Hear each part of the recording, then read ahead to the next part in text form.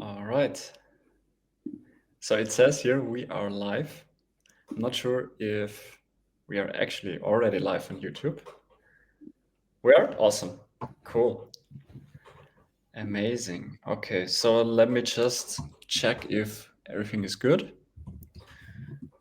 Okay, it says we have 3 viewers already. Amazing. Oh, I didn't even think that we get some viewers so early. All right. Cool. Then I will just wait maybe half a minute to see if a bit more people join, and then I'm gonna start. All right.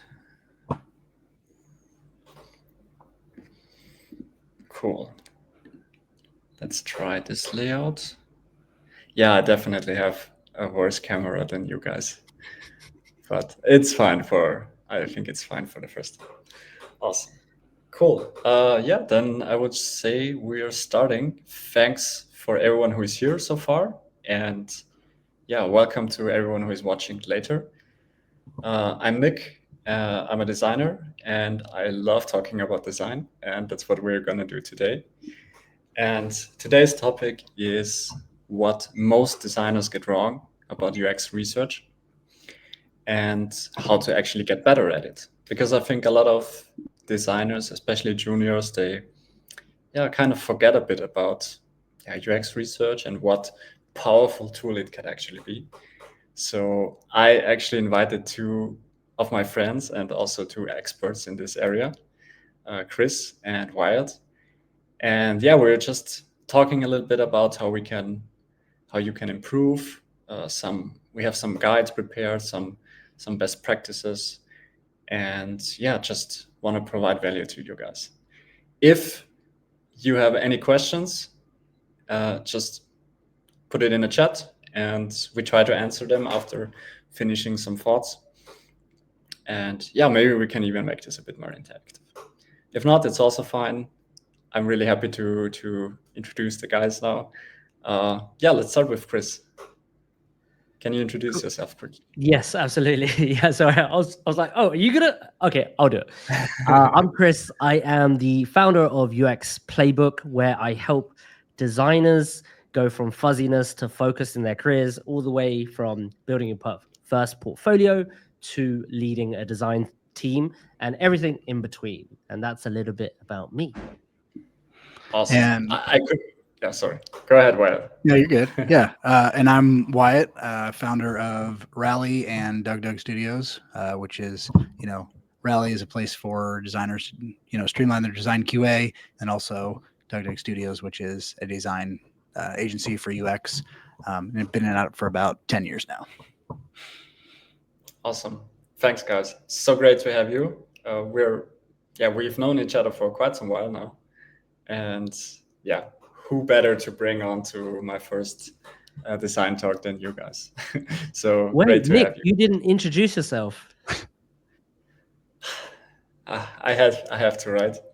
No, okay. Yeah, I'm Nick. I am a product designer and I also run a small design studio. And yeah, we're just trying to make the best products possible. And for that, you need things like UX research. And yeah, that's what we're going to talk about today. So if you guys don't mind, I would love to throw in the big question, the reason why we're here. Why or what do most designers get wrong about UX research? And if you don't mind, Chris, Sure. is there I'll something you start. have in mind? Yes. Awesome. So I think most designers get wrong about UX research is they think it's just about the user, which is absolutely BS and it's not true. So I'll put it to you that there's actually 4 types of people you need to consider. The first one is decision makers, or the ones that are internal, right? The one that gives you the green light of the project, usually like executive, senior leaders, head of product. Their approval is crucial for the project to move forward. So without their blessing, if you will, or being aligned to the goal, the project basically wouldn't exist. Okay. The second is internal stakeholders, the people who are actually directly on the project, developers, PMs, marketers, other designers, customer service, whoever those stakeholders are. They might not use the thing that you're designing, but their input is key to getting your design decisions right. The third is actually adjacent to the end users, which is your target customers. These folks don't actually have to use the product, but they actually have to buy it. Think about B2B software. The users are not necessarily the customers, right? So some underlying things to consider here is if the buyer doesn't see the value, they won't buy, right? If you make it too hard to purchase as a designer, they also won't buy. If you don't play nice with their existing product suite, if we're talking about B2B software, then they also won't buy it. And then that comes to the last thing, which is what all the designers think that UX research is, or who it's for and what it's about, is the end user. Of course, these people are very important, but it's not the only group of people we should care about, right? These people are the ones that actually use your product. You're designing for their needs, their pain points.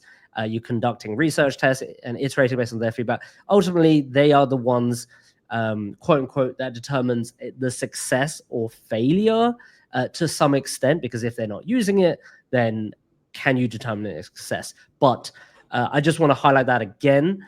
Most designers think it's just about the user, and I think it's not.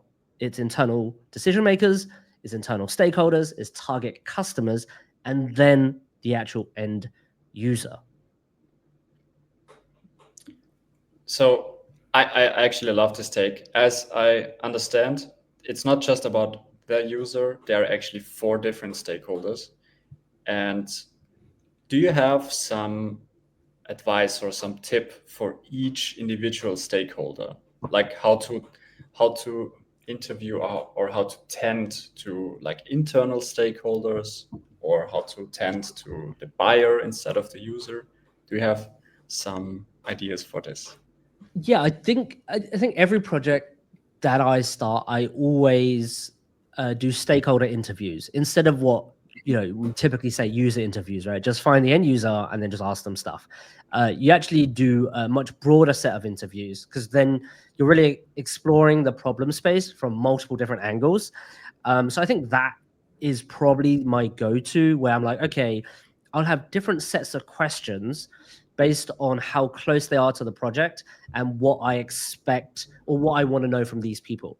For example, I am not going to ask, internal decision makers, how do you feel about this product, right? Instead, I'll ask, like, what do you want to see? What is the goal? How does it move the needle for you? Why are we doing it like this, right? Versus this other way. So I think it's all really about, one,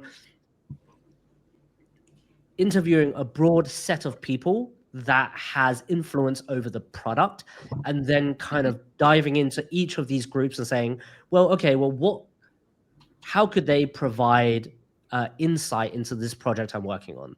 And then like that simple framing will take you further, I think, than just focusing on the end user, even though they're so important. But it doesn't exist in a vacuum, right? What we do.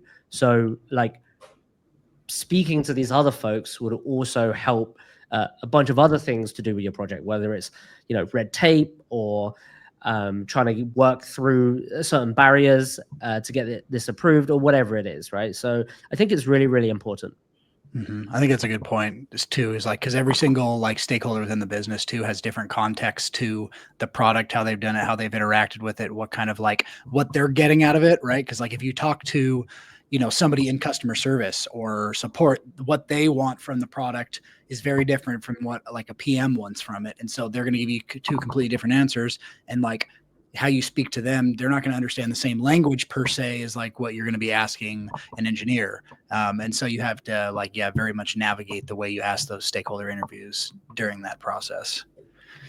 Yeah, absolutely. And everybody has their own goal and agenda. So like that is also important to know when you're doing this research, especially if it's like a new thing, right? A new initiative in the company, and you're like, what the hell is going on? Like, we don't know what we don't know, so let's just figure that out. It's a lot different if the product is out and you're doing like iterative stuff. Then things are more clear. You've built like nomenclature or standardized phrasing for things. But right at the beginning of something that's like relatively greenfield or blue ocean, you're like, well, we don't know, so let's just figure it out together. So yeah, I think it's one of those things that we've got to have in our toolbox. Yeah. This, like you mentioned something like how you gotta name things. This is a really common issue, especially during user research. You as a designer maybe have a name for a specific feature or a specific need, like let's call it dashboard. But then other people have different names, and you have to make sure that everyone is talking about the same thing. And this is, I would say, also quite a big challenge when you have 4 different stakeholders, as you mentioned, and try to keep them aligned about what they're talking about. I would say that's, yeah, it already goes a little bit into product management if you think about it. But I would say that the best designers already have a good grasp about what product management actually is. Cool. Yeah, I guess I know we would do a little bit of round robin. I think one of the things I would say that like you get wrong with research, right? Or like that people may not realize is that like, I actually think there's a nuance to like even understanding if you need to do research or not. And I think that's like a big piece, because I think one of the biggest misses is that people don't realize, like, a lot of the times I think designers tend to just like default that, or like hide behind like, hey, we need to do research, or hey, we need to validate this, or hey, we need to go like do usability testing, or whatever you will. But in reality, like, if you just dig into some of the problem spaces more, like a lot of times, a lot of it has already been validated. You may have enough information. The product manager may have already done all that research, like that investigative validation for you. And so like you can kind of like take that 80% of the way, run with it, and then iterate once that thing is up and launched. And so I think it's just like trying to figure out if it doesn't make sense for the situation you're in to even run research, or is it enough to do some sort of alternative like validation?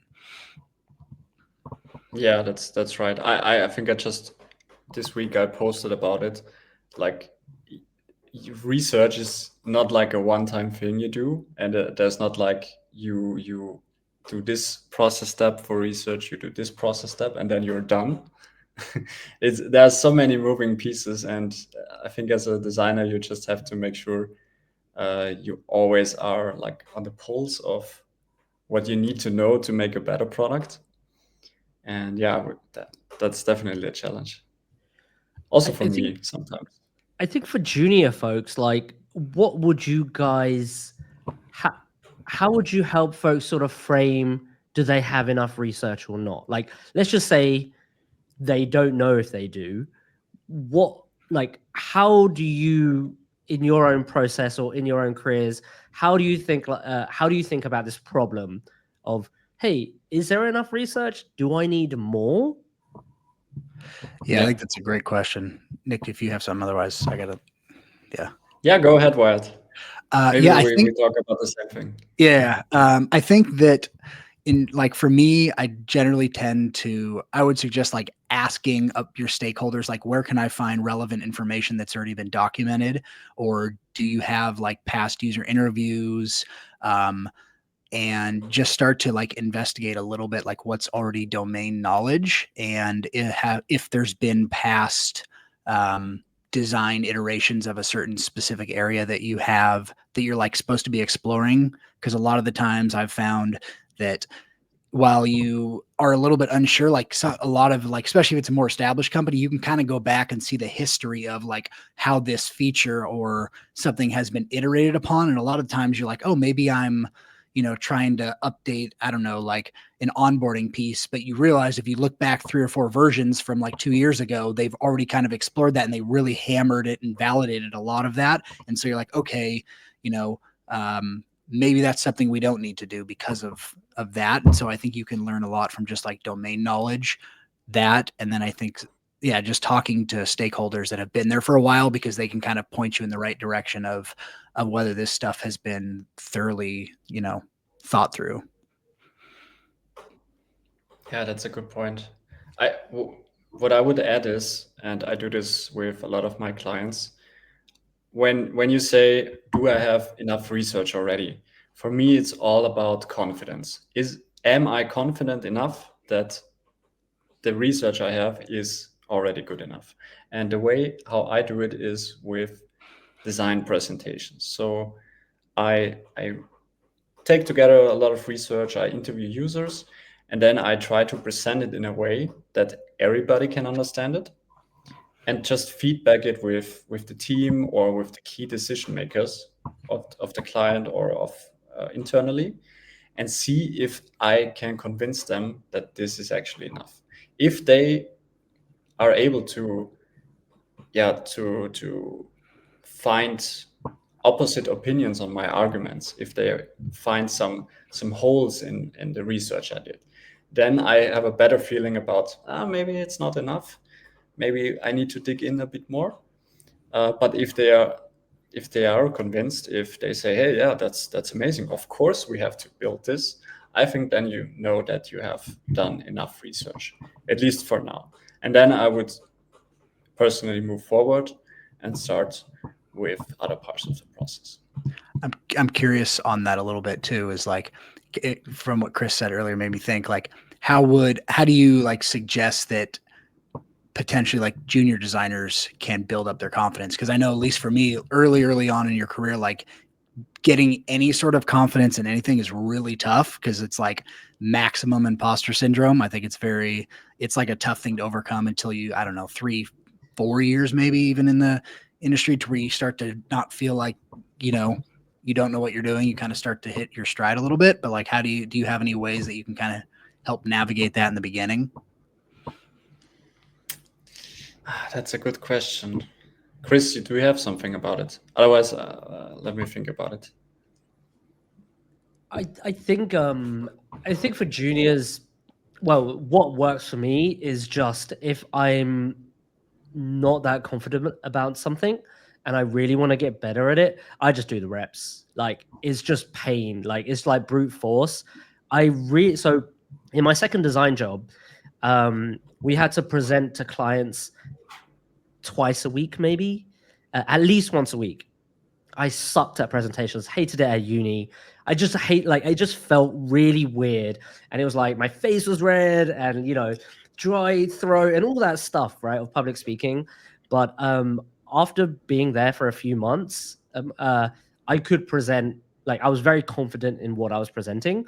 It's not that I wasn't before, but I just felt a bit better in my skin. So just, yeah, it's just the reps of like, if I want to get better at research and if I want to present my points clearly, then I better do a lot of reps. It doesn't mean that I have to fail in public, because I think a lot of people think that they have to do that these days. You can fail in private, you could record yourself. There's a bunch of different ways you can practice, right? But it's, I think ultimately it's just like, if you've done that so much and it's muscle memory, you will naturally come off confident. It's like practicing for a speech, like a best man speech or whatever it is. I think that's one way, brute force, but that's probably not everybody's solution. That's just mine. So confidence is kind of a very personal thing. I'm not sure if you guys have any other like tips. So, as you mentioned, of course, reps, but like the way, even if you do it in private, the way to transform the information you've found out in UX research, the way to transform this into like a presentation, into something that you can talk to everyone about, this part alone, and even if you do it in private, will get you so far ahead uh, in terms of speaking clearer and understanding the information yourself better, because you have to think about it, how you can present it to others. And if you do this, I usually still do it sometimes. For big presentations, I just do the presentation myself on my own and record it and see where I'm a bit off or if I'm unsure about anything. And yeah, then it's really just doing it over and over again to get this confidence. But I think if you have a plan like this, you don't have to be unconfident for like 10 years because you're gonna learn really, really fast if you do it often. I just wanted to add something. So I went to this startup incubator 2023, and I thought I was okay at presenting. I had presented to clients every week. I would do these big presentations, done a bunch of talks. There's nothing more nervous than pitching your startup that is false, that doesn't exist, to a bunch of people that are going to give you money to go build that thing. And this is how the incubator set it up. They basically say, okay, the first day you come to the incubator, we're going to get you to pitch. The second day, you're going to pitch. The third day, you're going to pitch. And all around ideas that you've literally had 12 hours to work on. And this was like the boot camp for pitching, right? And this was 11, 12 weeks long. And that made me way more confident. And I thought I was confident already. So there's actually never such thing as enough reps. You can always get better at this thing called communication, or whatever is the thing that you want to get better at, right? And like that was such an insightful lesson I had to relearn when I was there, because I mean, there was a guy from Google that was a business development person, so his sales skills was like top notch, and I was like, I want to be as good as that guy, right? Like it was just, that was just a personal thing, but like the reps really do matter, and high pressure situations kind of bring that out of you. Yep. I think, same thing for me. It's like reps. You just got to you just learn as you go. And I don't know that there's like anything that beats learning as you go, and just like, honestly, trial by fire, throw into it, figure it out and see what you're made of. Like some people are really good at it and like seem like they've been at it for years when they're just tossed into the fire and have to figure it out as they go. And some people like fumble, and that's part of the process. And I think that is the best learning experience. It's funny you said that pitching thing, because I talked with a founder not too long ago who finished up with YC, and they introed them essentially to 180 investors right out the gate. And they had a meeting with every single one. And their thing was like, he basically said, like, I had one basically like, when you have those days that are back-to-back meetings, 30 minutes a piece, he's like, it was that for 8 hours a day, basically for 3 months straight. And I had the other co-founders bringing me lunch because it was just so slammed, because they just booked all the meetings for him, like the YC group. And it's crazy. Yeah. Did he raise funds? Like, they ended up getting funding and got it all closed, but he was just like, it was the craziest thing ever, that it was like, that much of just a gauntlet. So well done. Yeah. It's so funny. I was also in a accelerator for startups, and they of course talk a lot about pitching, but in the end you actually don't do a lot of like real pitching, but you have to sell your startup or your idea every day, all the time. So you have to get natural at the pitch. You basically have to know the whole pitch deck in and out, even if you don't have it. But like this setting, hey, I'm going on a call, I will present my slides for 10 minutes and then ask for some money. I think it gets less and less important, and just the way you talk about your startup or your idea all the time gets more and more important. But to go back to the original question, I was wondering, Wyatt, if you have another point that most UX designers or most designers get wrong about research. Oh man. I think that my other one is just that, like, does it need to be validated even? Like, is it big enough of a like actual design fix where you need to validate it at all? Or can you just say, if this isn't the perfect solution, who cares? And I think that's like a big one that I have really, and maybe that just comes from the confidence thing that we talked about a little bit ago, but I have found myself, the more and more I've gotten into it, the more and more that I just kind of do it based on intuition, because I'm like, I think I even saw something, I don't know how you pronounce it, last name, Tommy Gyoko, or say something where he just had like some series of welcome to UX decisions that really don't fucking matter. And it was like, there's so many of those. And I think I've started to realize that more and more. That's just, and that's kind of one of the, I think research ones is like, is it really matter? That's I love it, because if you really want, you can spend like months doing research and trying to find out more and more and more. But eventually, you have to get started, and yeah, that's a lovely point. Chris? Yeah. So okay. So a lot of, or what most designers get wrong about UX research is they think they need permission. Not true. Like, you don't need to ask anybody to research. You don't need to be like, can I allocate 20% of my capacity to research? It's just like, if you want to find out the answer, why can't you? And why do you need your manager's permission?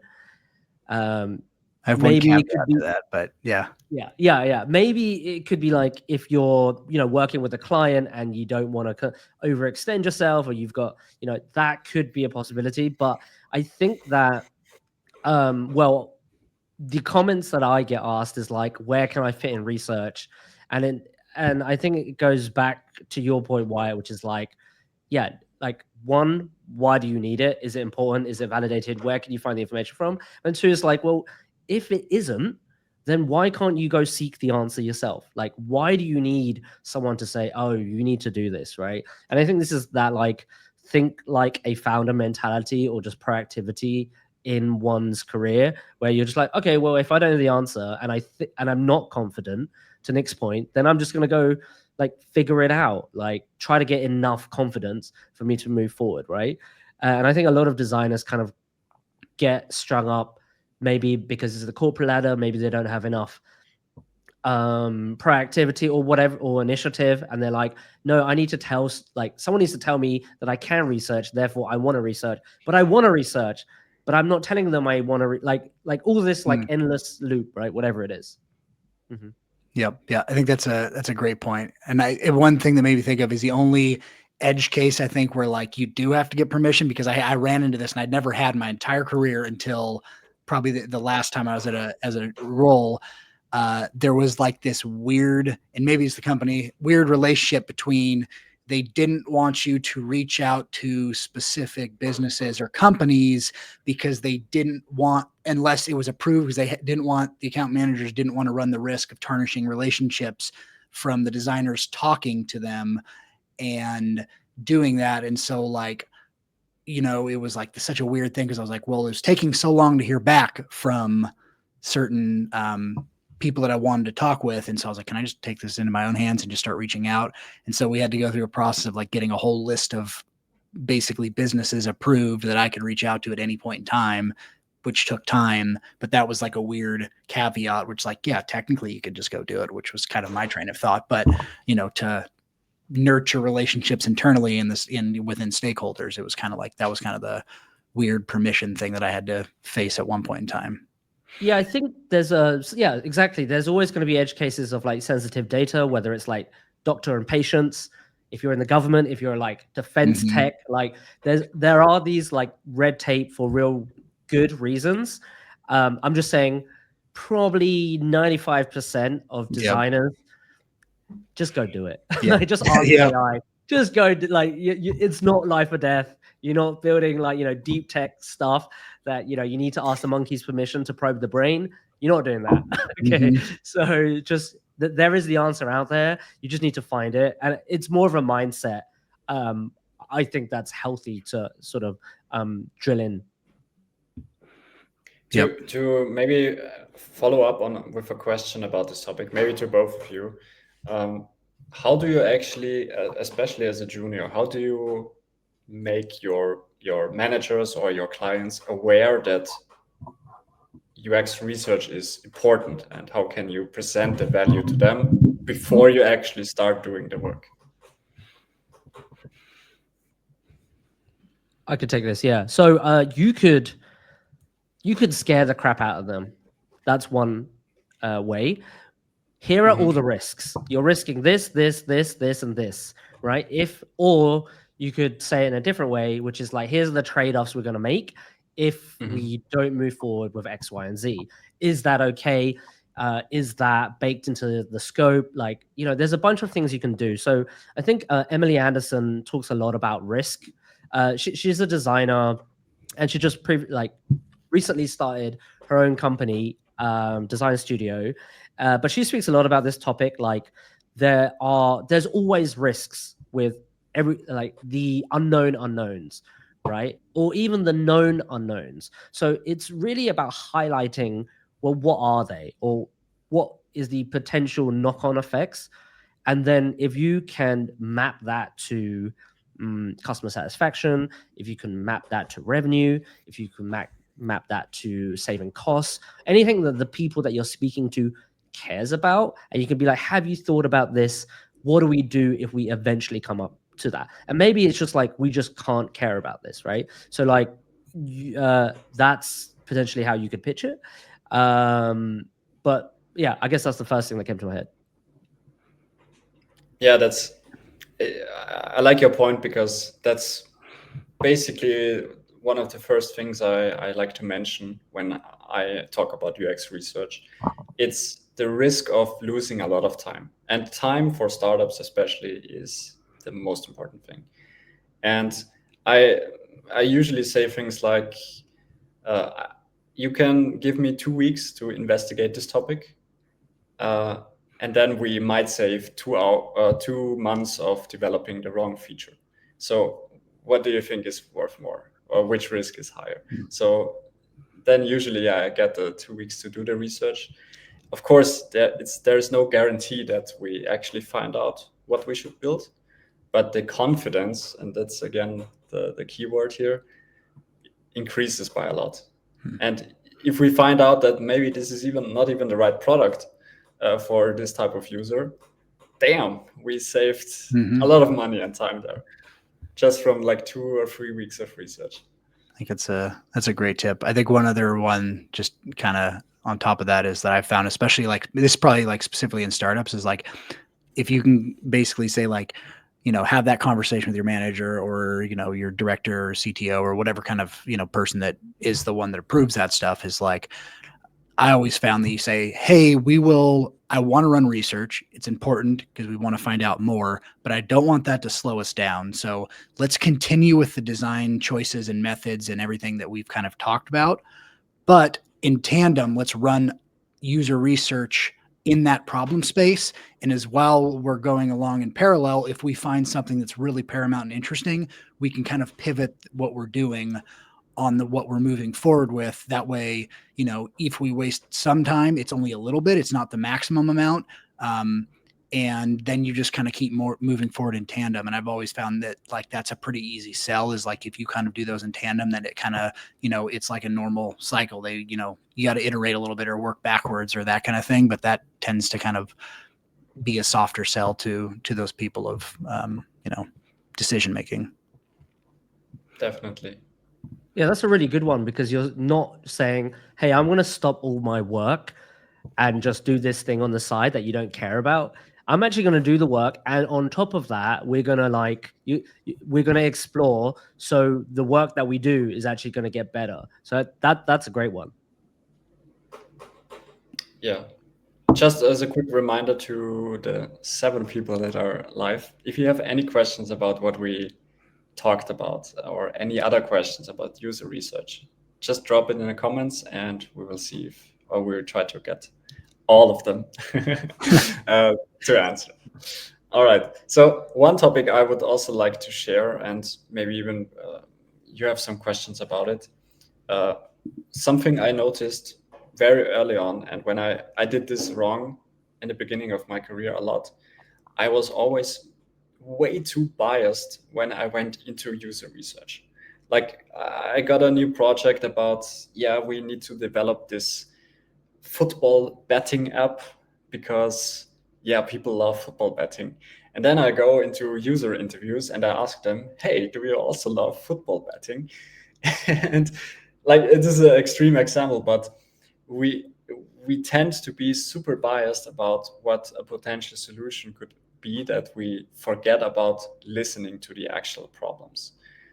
And I created like a free interview script, and one section there is like the green flags to listen out for and the red flags to listen out for.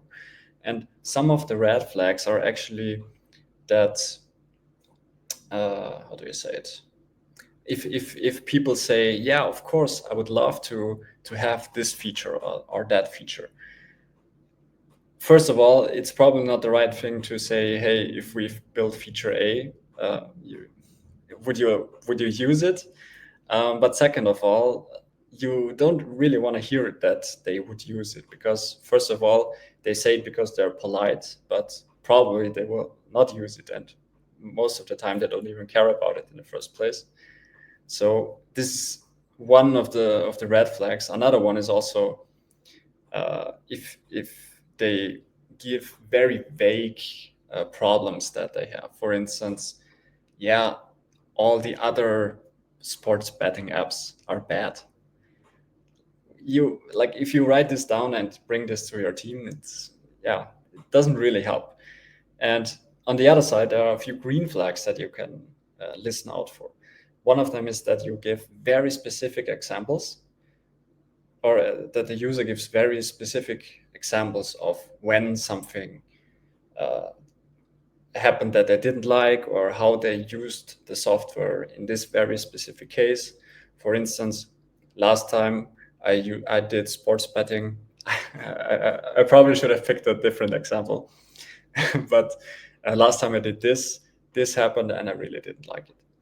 Another green flag is when they actually say that they paid money for something. Like, I paid $5 for this specific feature and it still didn't solve my problem. That is a green flag, because it shows you that they weren't even afraid of spending money to solve the problem, and maybe, or probably, you can do it better.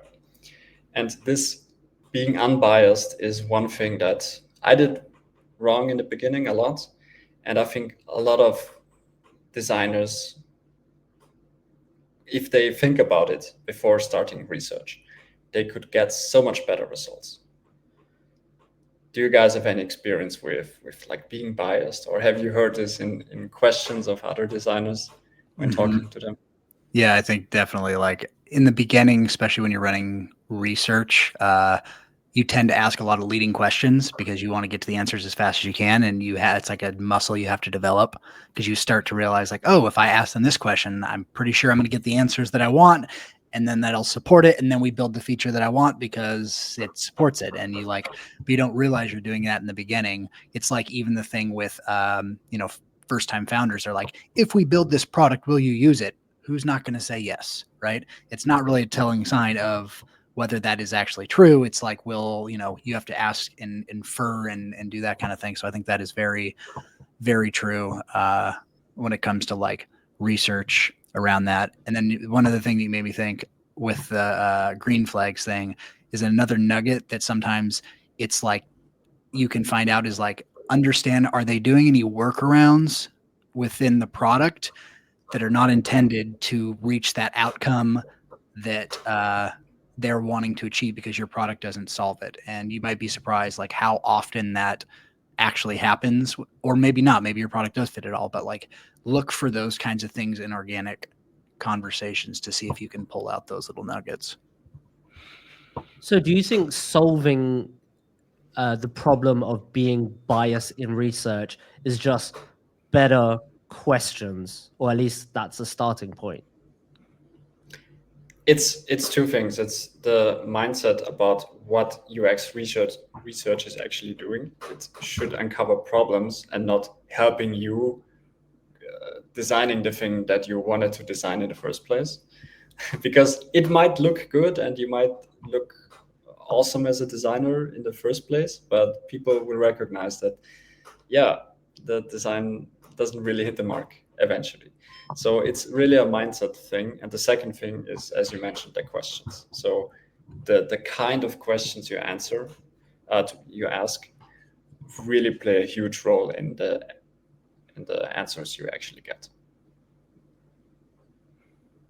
I would even say if you have a killer question, you will get like one question that's just amazing. You will get all the information that you need. Because I had interviews where I was like, I have a few warm-up questions, for instance, and I want to just get people starting to talk during user interviews, get comfortable talking. And then there's usually one killer question, and they just share everything that they care about and the problems that they have. And I'm sitting there and just writing my notes and making sure I get everything right. So it's definitely the questions, but also the mindset before what tool actually UX research is. It's definitely the intentional, being very intentional with the questions that you ask and what you're trying to get out of them, for sure, is like a huge part of that.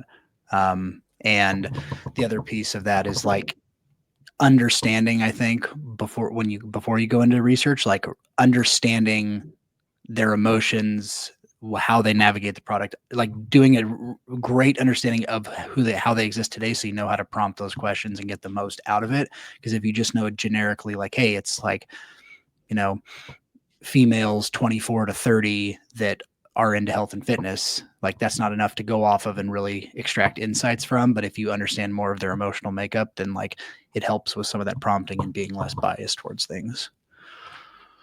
One follow-up question here. Would you guys ever be comfortable to delegate your research to AI? Like you don't write it, like you're trying to be as non-biased as possible, but delegate the question, the prompting, and just to AI. Is that a future you see happening? Wyatt, if you want, Yeah. can start. Yeah, I guess like I think I'd be comfortable at this point, like with it writing the questions, if you prompt to give it enough information and helping to do that and you fine tune a little bit. I think if you train it on enough data, yes, I think it would be okay enough to like do interviews, to ask the right questions if you prompted it with enough data. And honestly, it'd probably ask better questions than like 60%, 70% of designers out there. Because not everybody's good at user research. Like that is very, very true. And it's very paramount when you get on a call with somebody or watch them and you're like, wow, that, we didn't get what we wanted out of that. So I think yes. But I don't know 100% on finding the nuances in things like the workarounds, like we just talked about, or things of that sort. I think that I don't know that I would ever trust, because there is a certain side of like I don't know if it would understand. It wouldn't be able to notice like the facial expression nuances or like the frustration points, or like I don't know that it would get to that level where I would trust the like the little tweaks that you catch up when somebody gets excited when you show them something in that exact moment, versus like the fake excitement. They're like, oh yeah, kind of, like I don't know if it would pick up that kind of stuff. Mm-hmm. It's such a great point. Like as you mentioned, it's not just about the words they're saying. It's about what facial expressions they have, how they say things, and also, I mean, that's a bit harder when you do it online, the interview. But also, what are they doing with their hands? If you show them a prototype, where are they actually clicking? Those are things that AI will be able to do in the future, but not now.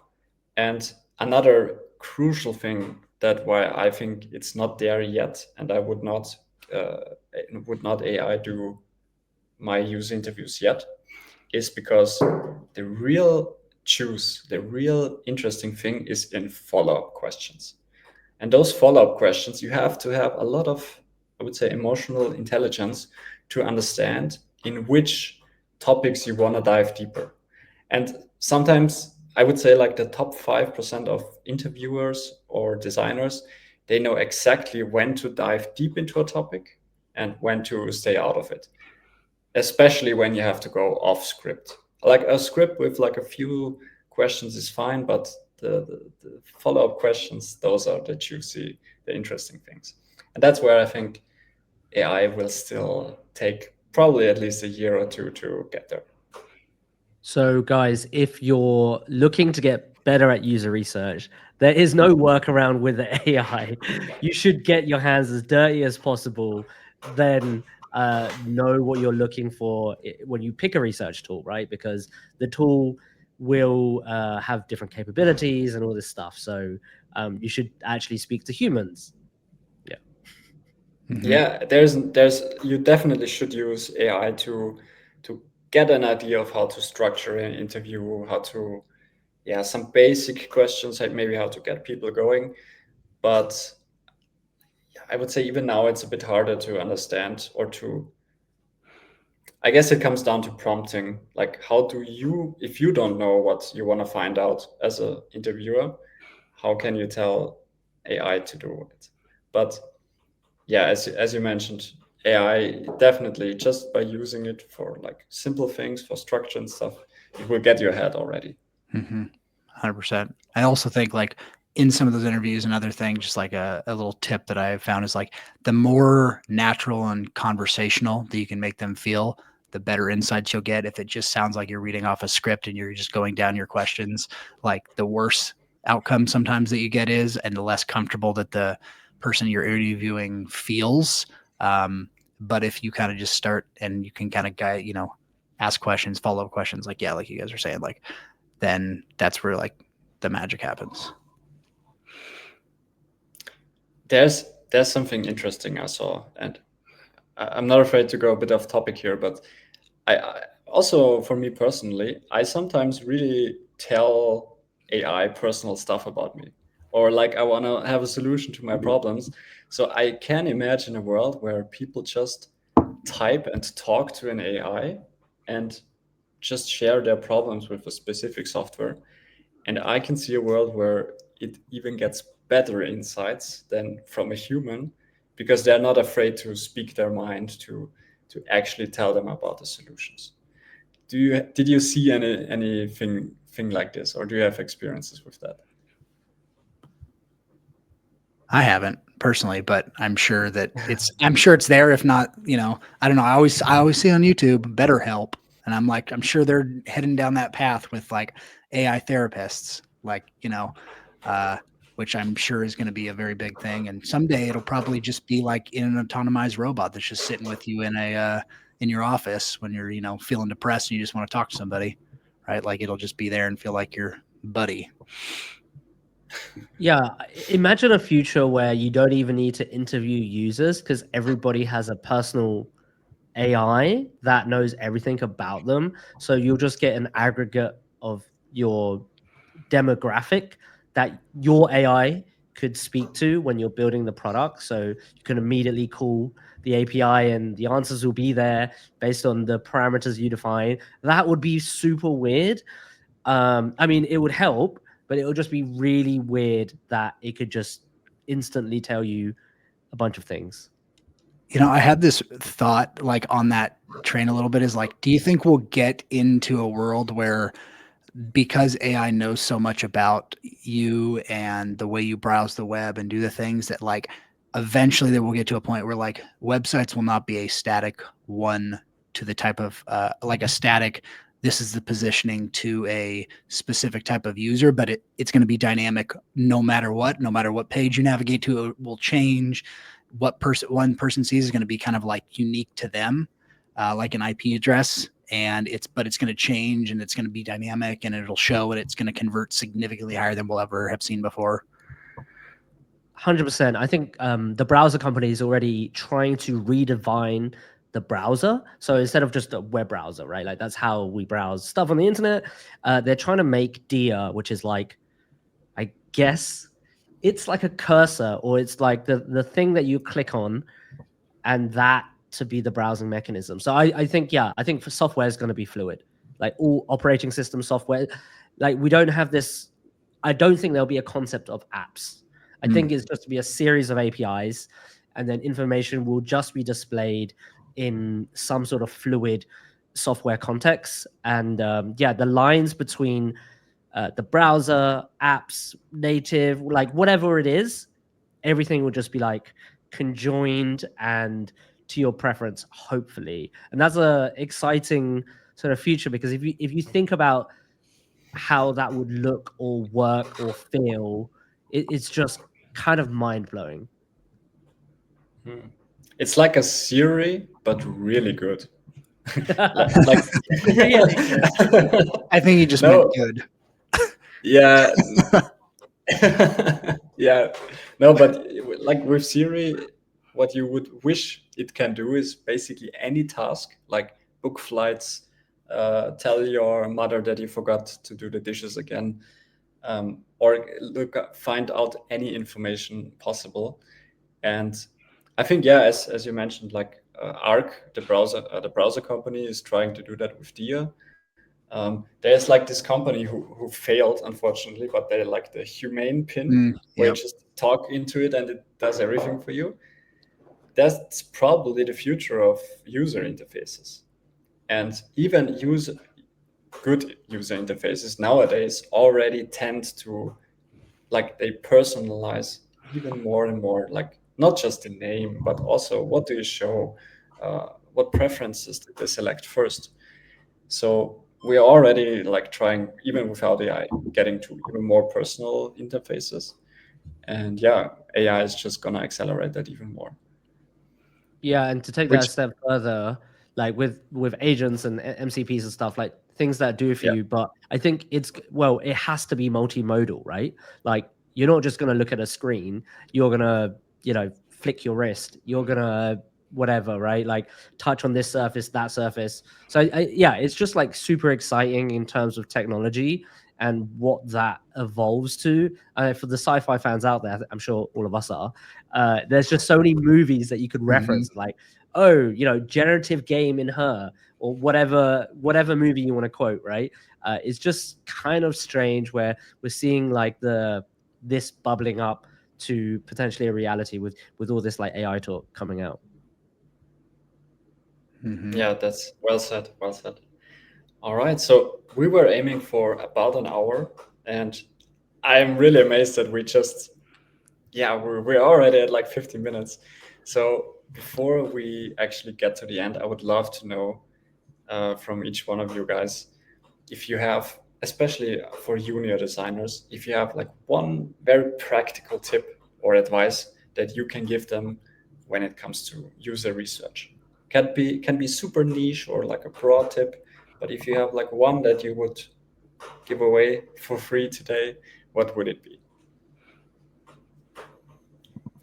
I mean, yeah, I guess I'll start. The first one that came to mind was volunteer to do moderated research anytime you can in the beginning, because it's just like you got to get the reps in and you'll get better. And then, like, yeah, for me in the beginning, it was very uncomfortable and I hated, like, I always would avoid it and would like, hopefully somebody else would volunteer. But then I realized after doing it about 25 times, like, it's not that bad.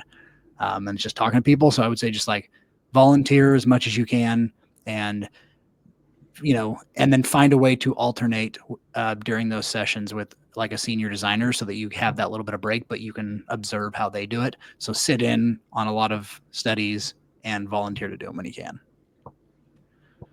Yeah, that's a great tip. Awesome. I think if we were talking about better research is a function of mindset and better questions, then I think we need to go down the question route where we say, okay, well, I'm not just going to ask one type of question. I'm going to ask a bunch, right? Everybody knows the 5 W's, 1 H, which is who, what, when, where, why, and how. So explore that in terms of questioning. There's no like one type of question that would get you to where you want to go. And then I think the follow up to that is like, yeah, you should ask questions, you should be curious, but know that there's never a definitive answer ever, right? You never know for certain. Will it work? Won't it work? Right? Sometimes it's just about moving in, like knowing enough to move forward, because there's always going to be constraints, no time, no money, or both. So, in my opinion, actually, the best research, and this you can quote me on this, the best research is to actually get it in the hands of the people. A real working version, no matter how crappy. So, like simulated real, like simulated environments, like an offline user test, is not the same as me using the app when I'm on the go. Like it's never the same as using it in the wild. So I think as a designer that owns research, it's never been sort of easier to ship something, right? And I think whether or not it works in the wild is the only definitive answer, or the closest to the definitive answer that you're ever going to get. Everything before that can be noise, right? Not to say you shouldn't research, but like you should try to race to the finish line and then backfill the data and then keep on going that loop. And yeah, like for me, I think that was one of the biggest things that I learned.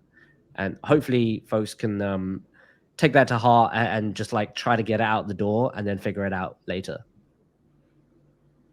Awesome. Thanks for sharing.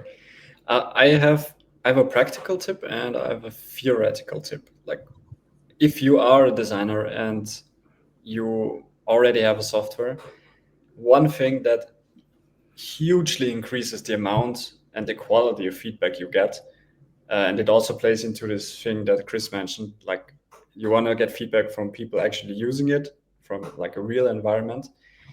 If you in your software have a place where you can put very obviously, or I mean at least at the side, not too big, but somewhere in the main screen, like a field where people can just type in, hey, this feature sucked because I couldn't use this, or maybe I found a bug here, and then they just click send without entering email or without entering any additional information, you will get way more feedback, of course, but also the quality is way better because you get feedback exactly when they are frustrated.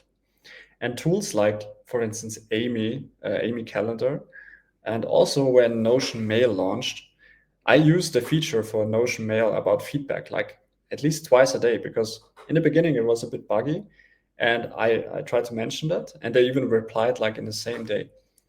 And this is like such a low effort feature, but it will hugely increase your user research and the feedback you get. And the theoretical part is, it plays a bit into what Wyatt was saying. Just get started. And how I would get started is interview one user, prepare one presentation, and try to argue once, or first time ever, try to argue what you found out during this interview and why does it matter. And this will not only, of course, gives you the main touch points for everything you need on later, but this will also teach you that you already think ahead in the sense of what do I need to find out to get more confident. So just with those 3 steps, very, very easy, do the first thing for each of those 3 steps. And I think you're golden. Yeah. And then I guess one little bonus thing that I just thought of that I've used kind of as a tool is if jobs to be done framework. If you've never done that, that's a great way to extract and get better questions and better outcomes, because you're basically just looking at what's the situation that they're in, what's the motivation behind it, and what's the expected outcome that they're trying to get. And so, yeah, go investigate that more. But yeah, that's a good tip. If you don't mind, because we can take a bit more time here. If you don't mind, just what is the jobs to be done framework, and is there like an easy way to explain what it does? Yeah, so the basic premise around, if I remember correctly, around the jobs to be framework is you're basically trying to understand their journey from where they were at when they adopted a solution and then what they're trying to get out of that outcome. And it's you way of understanding their journey from like problem pain point through what kind of other potential products they've used, and then now how have they reached like where they're at today, so you can figure out how your product or solution fits into that overall customer like journey within their frame of thinking, if I remember correctly. But that's kind of how I remember that. Awesome. Yeah, I just want to double click on, it's kind of a little bit different from user stories, where user stories like this type of person needs to perform something else, where here you're really hyper focused on the task and the outcome. And so there's some debate on like, do user stories even matter, or are jobs to be done much more objective, right? So I think folks should kind of write both and see which one is actually more valuable in terms of educating the decision they want to make. I mean, user stories, clearly it's a framework that developers use, so it's good to talk to them about that, but like have both. And I found the jobs to be done also more helpful when you want to hyper target on the thing they want to do and the outcome. Sometimes user stories, if written poorly, and they are written poorly, are just like super fluffy. You're like, there's too many assumptions in this, and you're like, I don't know why that's the case, right? Sometimes, especially around edge cases, but I could probably go on about that for a while. Yeah, that's why you don't write like a user story once, but you write it to remember it, and you try to improve it, and sometime you actually have a good user story that the whole team can use. All right. Yeah, awesome. I really had a lot of fun talking to you guys. Chris, is there anything you wanted to share? Yeah, to end, LinkedIn, uxplaybook.org, that find me and my stuff there. But that's about it. If you guys are into stuff like this, I also do a couple of lives a month. So check out the YouTube. And yeah, just you'll find me on the interwebs somewhere. Cool. Wyatt, do you have something to share? Yeah. Find me on LinkedIn, just at Wyatt Feaster. Also on YouTube, been documenting journey a little bit more on there. And then if you are, looking to make your design QA process suck less, like so many designers have, then just visit rally.co. Beta is going up, I think, next week. So Awesome. Exciting. And this is me totally being biased here, but the live streams of Chris, they are usually packed with 10 times more information than what we talked about today. So definitely check them out.